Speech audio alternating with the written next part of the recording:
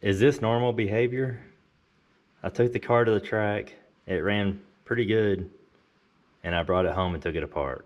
So I decided to try a different intake. Maybe this will help me be able to tune this motor a little better, maybe get a little better takeoff, maybe make it run better, especially on the low end. The intake I had on there was an old Weiand single plane intake, and what little research I've done on that intake, a lot of people say it's not a very good one.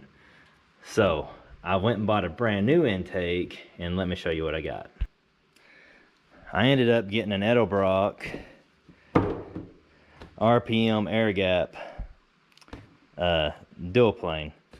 I don't know if dual plane's the way to go. I know I had a dual plane on the last motor I had, and I really liked the way it ran versus the way that single plane was running. The RPM range on this really matches what RPM range is on my cam, so I don't know that the dual plane's going to hurt me. The RPM range on the old intake, I couldn't ever really find any good information on it, but by feeling it when I drive it, it works really good between like 3,000 and 5,500. This is supposed to work from 1,500 to 6,500, so I'm hoping this works better. All right, I'm gonna set these two beside each other and do kind of a side-by-side comparison of the old intake and the new intake, other than that just being a single plane and that being a dual plane. If you can see, this is a 7546, but it's before they put the divider plate in them. The only thing I could find on this model number is the Weiand accelerator or something like that, and it's got a notching right here for a divider plate to actually make this a dual plane intake. But as you can see, this one's a single plane intake, and it's before they had the divider plate. So that's a pretty old intake, and like I said, the car ran pretty good. It ran mid 12, so I think, you know, the intake probably works pretty decent. But I'm going to show you a few differences between this and what I got, and hopefully this works out better for me. The first difference I can see between them, other than this being a single plane and this being a dual plane, is the runners. As you can see, these runners come at an angle into the head. These runners are longer and they sweep around and shoot directly into the head. So I think that this one's probably going to flow better just for that reason. Let me flip them up and you can see how that just comes at an angle, and that one comes like straight into it. So I think that's going to be a big difference on flow there versus that. So in my mind, this intake's probably going to work better than this intake all around. Okay, to measure the height on this, I'm going to use a square across the top since the bottom of this sets down lower. Just looking at them from the side, you'll say this one's taller, but I believe this one is actually taller. So if I put a square on there, it looks like to the bottom of the mounting flange is 4 3/8 on this one, and this one is 4 1/4. So this intake is actually an 1/8 of an inch taller than this one, despite what it looks like. Now, I decided to go ahead and put a spacer on this one. So I got a 1-inch spacer to put on it. So this one will be almost an inch taller than this one once I put it in the car. The next thing we'll measure is the actual ports on the intake.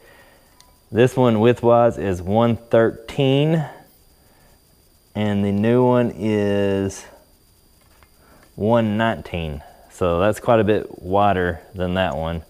Height wise, this one is, they're all a little bit different. So 190 on these is like 188 on these. So I'm just on, I think I averaged it out, it's 190 height wise on the majority of them. And this one is at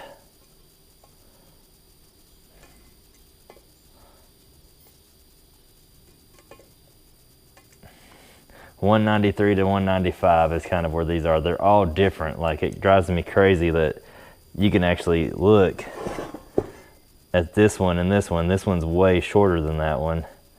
It just, I don't understand why they're not even. But I may take a file or something and I don't know. I may clean these up a little bit, make them more even looking, just visually for me. So as you can see, these ports are bigger than these. That should make it move more air. Now I did measure my heads, and width-wise on these ports, they're pretty good. Height-wise, my heads are like 1/8 inch taller than these are. So I thought about taking and removing a little bit of this material, maybe give it a little bit more breathing room.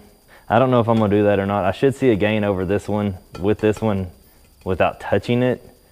The only thing, like I said, some of these, the finish is not very good, so I may just clean it up a little bit. I don't know that I'm actually gonna port it, but I may clean it up just a little bit because of the goofy finishing on this thing. I don't know, I may just bolt it on the way it is. I feel like either way, it's probably gonna make more power than that one. Hopefully anyways. So I don't know, let me know in the comments which would you rather run, single plane or dual plane. Well, I couldn't leave it alone. I had to play with it some. So I ended up porting these out a little bit. These are all the same height now, they're all 2 inches. And my heads are like 2.05, so they're just a hair smaller in my heads. That gives me a little bit of play with the gasket and stuff. I don't know, maybe it helped me, maybe it hurt me. I don't know, it was just fun to do. I just wanted to do it, I thought it'd be fun, and I spent probably 2 hours on it. There's a couple of spots where the little die grinder got away from me, like right there and right there. But other than that, it turned out all right. Like I said, don't know if I did a good job or not. Just playing. I mean, I think it shouldn't hurt me very much if I did too bad of a job. So I'm gonna get this thing mounted on the car, and then we'll get it started and tuned up a little bit and take it for a drive and see if this done me any better than. Well, I got it mounted on there, and I gotta say, I like the way it looks. It looks good. It also makes this car run so much better. Like the bottom end torque now on this car with this intake it's crazy. It wants to take off like really hard, which makes the car just more fun to drive. I mean, it's snappy and it's just fun to hot rod around. So I gotta say, so far I'm very happy with it. I ended up putting a little 1-inch spacer on there. It does help keep the carburetor cooler, so I guess it's what it's for, and it does work for doing that. I have noticed, because I changed the jets out on this the other day after driving it a little bit, and the carburetor wasn't like super hot. The intake itself was still hot, the carburetor wasn't. So that does help out on that. Is it necessary? I don't know. Is it giving me performance? I don't know. I was able to take the carburetor basically down to stock when it come out of the box, and the car ran great. It did kind of bog a little bit when on wide open throttle, so I had to increase the jet sizes. I don't know what I did.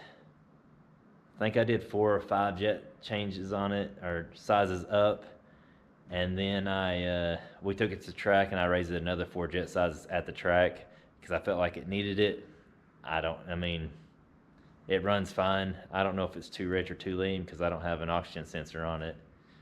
So hopefully it's not too rich or too lean.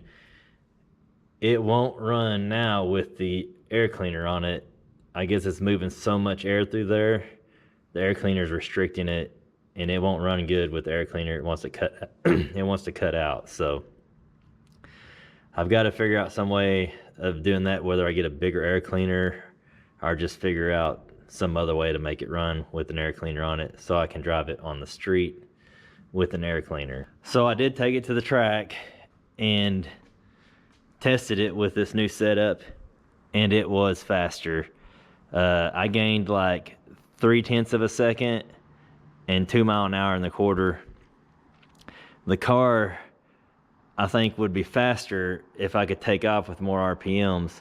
But anything over like 2,000 RPMs on this, it wants to push through the brakes. So I was kind of limited at taking off at 2,000 RPMs, which a couple of times taking off even at 2,000 RPMs, the tires had broke loose on the back.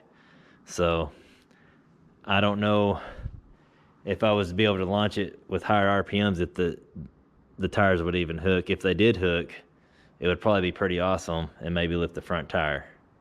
So I don't know. I don't really want to put a trans brake on it. I don't want to put a manual valve body in it because I want to be able to drive it on the road comfortably. So it's the balance I'm having right now is, do I want to make a drag car or do I want to keep it streetable? I don't know. I think it's a lot of fun to drive on the street and it's a lot of fun to take to the track. And my plan is to do drag and drives with it, so I've just got to find that balance there. If I was running ET class, the car's fast enough to run an ET class because it don't have to be super fast. And if I was trying to run something where it just needs to be fast, well, I'm out because the fastest it's went was like 12.3 at 107. So that puts you out on a lot of stuff. I mean, like usually the gasser class, those guys are in the 9s. So I'm way too slow for that. I have got entered into a drag and drive. It's called The Circuit. It's local to here. It runs from Tulsa Speedway to Mocan and then back to Tulsa. It's like a 3-day event. I think it's going to be a fun start to dipping my toes in a drag and drive because it's not a lot of miles and it's a 3-day event instead of a week-long event. And we'll just see how the car handles and does, and I guess see if I even like doing drag and drive type events. I think I'm going to. I think it's going to be a blast, and I'm pretty excited I got in, and I can't wait to do it. So the next few videos you see on this will probably just be short videos, basically me just doing a few things to it to get it ready for that event. I don't know. I've got 6 months to get ready for it, so I don't know what all I'm going to do to the car to get ready for it. I don't know what I need to do to the car, so I guess to prepare for it, I'm just going to drive the car, see what it needs, try to work all the little bugs out of it so we're not broke down on the side of the road somewhere working on it. As far as the intake goes, very happy with it, very pleased with the performance. I think it looks good on there. I like the way that it's got the air gap on it. I just think it's a cool looking intake. I think it performs well. At least it performs better than the intake I had on there. It may not be the best performing intake for my setup, but man, it sure does feel better. I mean, just seat of the pants driving it, this thing will move. But anyways, I appreciate you watching. I appreciate all the subscribers. I've made over 1,000 subscribers now. I've got, I think, a couple videos from the track. I'm gonna go ahead and play them at the end of the video. And thanks for watching, and I'll see you on the next one.